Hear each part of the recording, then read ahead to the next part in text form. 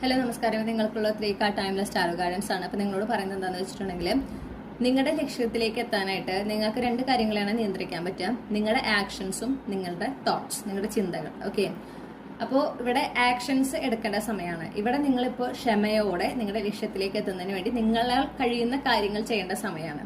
അതേസമയം നിങ്ങൾ നിയന്ത്രിക്കേണ്ടതായിട്ട് പ്രധാനപ്പെട്ട ഒരു കാര്യം എന്ന് പറയുന്നത് നിങ്ങളുടെ ചിന്തകൾ. എന്തൊക്കെ ചിന്തിക്കണം, എന്തിലൊക്കെ നിങ്ങൾ ഫോക്കസ് ചെയ്യണം, എന്തിലൊക്കെ ഫോക്കസ് ചെയ്യാൻ പാടില്ല എന്നുള്ള ഒരു നിയന്ത്രണം നിങ്ങളുടെ ഉണ്ടായിരിക്കണം.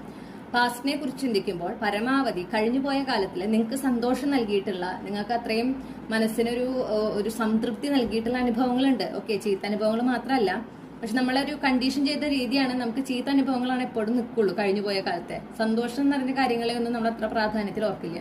പക്ഷെ നിങ്ങളോട് പറയുന്നത്, കഴിഞ്ഞുപോയ കാലത്ത് നിങ്ങൾക്ക് സന്തോഷം നൽകിയിട്ടുള്ള കാര്യങ്ങൾ, നിങ്ങൾക്ക് സംതൃപ്തി നൽകിയിട്ടുള്ള അനുഭവങ്ങൾ, അത് ഏതൊക്കെയാണെന്ന് മനസ്സിലാക്കുക. അതിൽ വേണം നിങ്ങൾ കൂടുതൽ കോൺഷ്യസ്ലി അറിഞ്ഞുകൊണ്ട് അതിൽ വേണം നിങ്ങൾ ശ്രദ്ധ കേന്ദ്രീകരിക്കാൻ. അങ്ങനെ ചെയ്യുമ്പോൾ നിങ്ങളുടെ എനർജിയിൽ ഒരു ഷിഫ്റ്റ് വരികയാണ്. ഓക്കെ, ആ എനർജിയിൽ ഷിഫ്റ്റ് വരുന്നതനുസരിച്ച് നിങ്ങൾ എടുക്കുന്ന ആക്ഷൻസ്, നിങ്ങളുടെ ലക്ഷ്യത്തിലേക്ക് എത്താനായിട്ട് നിങ്ങൾ എടുക്കുന്ന ആക്ഷൻസ് ആ ഒരു ലക്ഷ്യവുമായിട്ട് നിങ്ങളെ അലൈൻ ചെയ്യിക്കുകയും അതിൽ എത്രയും പെട്ടെന്ന് നിങ്ങളെ എത്തിക്കുകയും ചെയ്യും.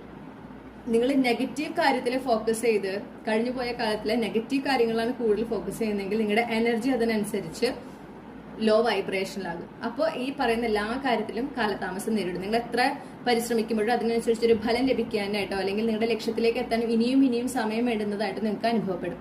അപ്പൊ നിങ്ങളോട് പറയുന്നത്, ഇപ്പൊ നിങ്ങളുടെ ഡിവൈൻ മെസ്കുലിൻ ആയി ഇരുന്നു കൊണ്ട് നിങ്ങൾ നിയന്ത്രിക്കേണ്ട 2 കാര്യങ്ങളാണ് നിങ്ങളുടെ ആക്ഷൻസും നിങ്ങളുടെ തോട്ട്സ്. അതിൽ പ്രത്യേകിച്ച് നിങ്ങളുടെ ചിന്തകൾ.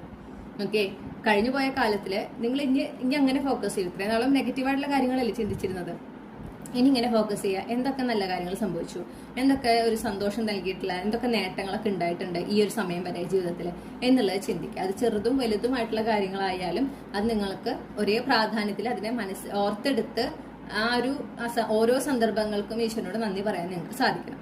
അങ്ങനെ ആയിരിക്കുമ്പോഴാണ് ഒരു ഹൈ വൈബ്രേഷൻ എനർജി ഇരുന്നുകൊണ്ട് നിങ്ങൾ എടുക്കുന്ന ആക്ഷൻസ് നിങ്ങളുടെ മാനിഫെസ്റ്റേഷൻ, നിങ്ങളുടെ ആഗ്രഹം ഏതാണോ അതിലേക്ക് എത്രയും പെട്ടെന്ന് എത്താനായിട്ട് നിങ്ങളെ സഹായിക്കുക.